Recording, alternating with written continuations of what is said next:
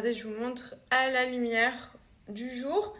Donc c'est très léger, mais c'est exactement ce que je voulais, parce que je voulais pas non plus rentrer dans du blond qui allait me tuer les cheveux. Là en fait, si vous voyez, il y a plein de petites méchages de mélange de blond, de couleurs un peu chaudes, pour vraiment redonner un peu de light. Et en plus de ça, à chaque lavage, ça va encore dégorger un peu et certaines des mèches vont ressortir davantage. Donc ça va vraiment rééclaircir un petit peu progressivement. Et franchement, c'est exactement ce que je voulais. Voilà.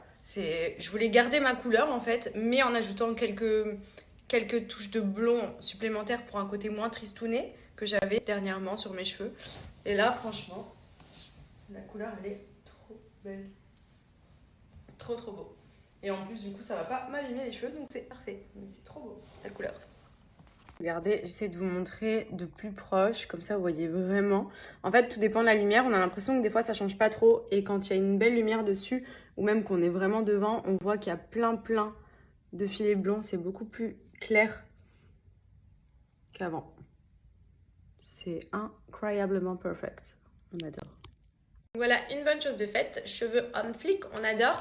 Là, en arrivant, je viens de voir qu'ils ont posé l'olivier, c'est trop canon. J'attends qu'ils terminent parce qu'ils sont en train de fabriquer la jardinière tout autour pour justement que ça fasse entre guillemets entouré autour de l'olivier.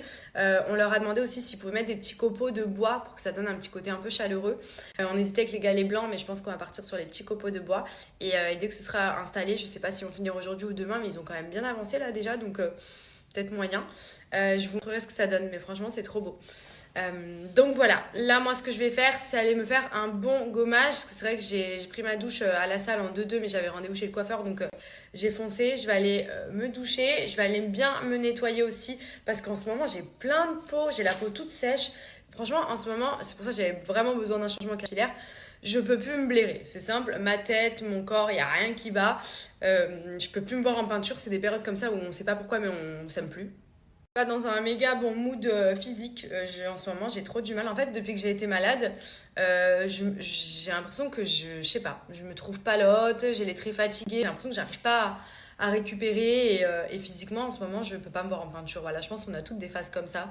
Alors qu'il y en a, elles vont me dire mais t'es bien, t'inquiète et tout. C'est comme ça se contrôle pas. C'est vrai que je suis pas non plus la personne qui a la plus confiance en moi qui existe.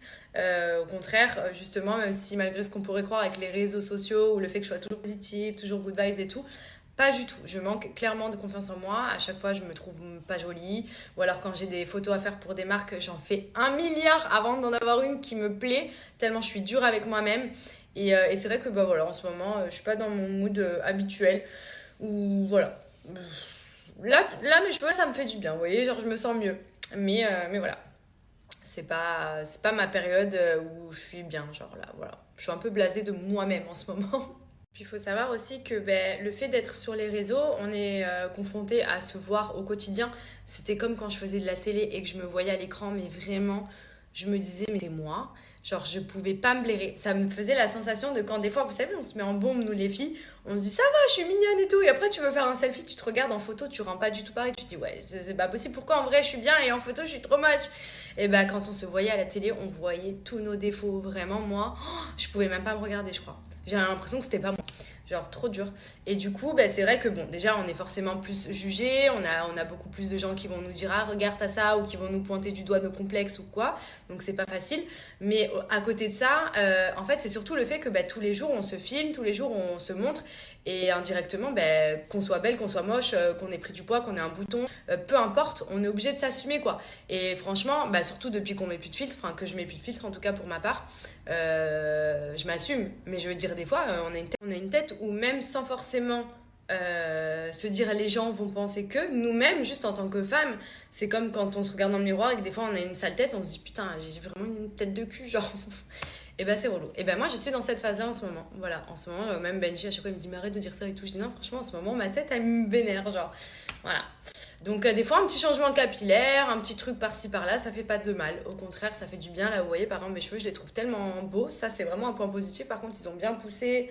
Là, il m'a fait une belle couleur, donc je suis contente. Ça me donne un peu de peps. Je pense que une petite session au soleil pour prendre quelques couleurs en plus, je ne dirais pas non. Ou alors un petit coup d'auto-blanc, je sais pas trop.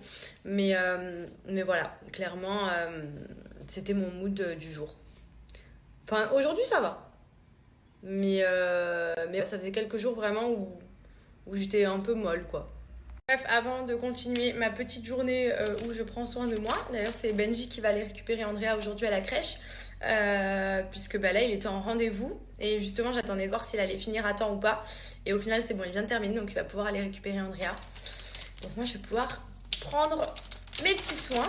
Donc je voulais vous remontrer, ça c'est mon petit gant pour retirer les peaux mortes. C'est celui-ci que j'utilise, Skin Pop. Je vous en avais déjà parlé, je vous avais mis des vidéos, vraiment c'est trop bien. Même si vous n'avez pas forcément beaucoup de peau morte, juste pour gommer un peu la peau de manière non agressive et avoir une peau de bébé, ça par contre c'est le point positif, c'est que ça vous fait une peau toute douce après.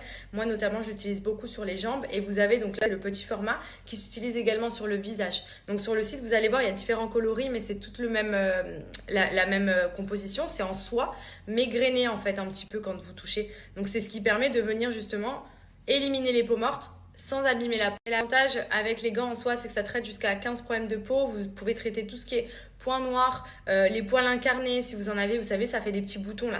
À force de faire justement des petits nettoyages en gommant avec le petit gant exfoliant en soie, ça va venir vous aider à retrouver vraiment une peau lisse, une peau douce. Ça traite aussi tout ce qui est kératose pilaire.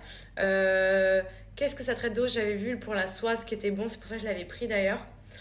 Également pour atténuer tout ce qui est vergeture parce que du coup ça va tout de suite donner un côté lisse à la peau donc ça va un petit peu estomper. Enfin franchement c'est trop bien, même pour le visage, pour les points noirs, pour les peaux mortes et tout, pour bien nettoyer, c'est le top. Et moi du coup c'est ce que je vais aller faire de suite, notamment sur mes jambes. Je vous ai dit en plus c'est mes jambes en ce moment, je sais pas ce qu'elles ont, elles sont super sèches. Genre pourtant j'hydrate mais du coup ça fait trop du bien que je passe le gant à chaque fois. Après la peau elle est toute douce, toute hydratée, donc on va aller faire ça. Regardez, je vous montre et pourtant je le fais souvent. Regardez les peaux mortes, je suis choquée.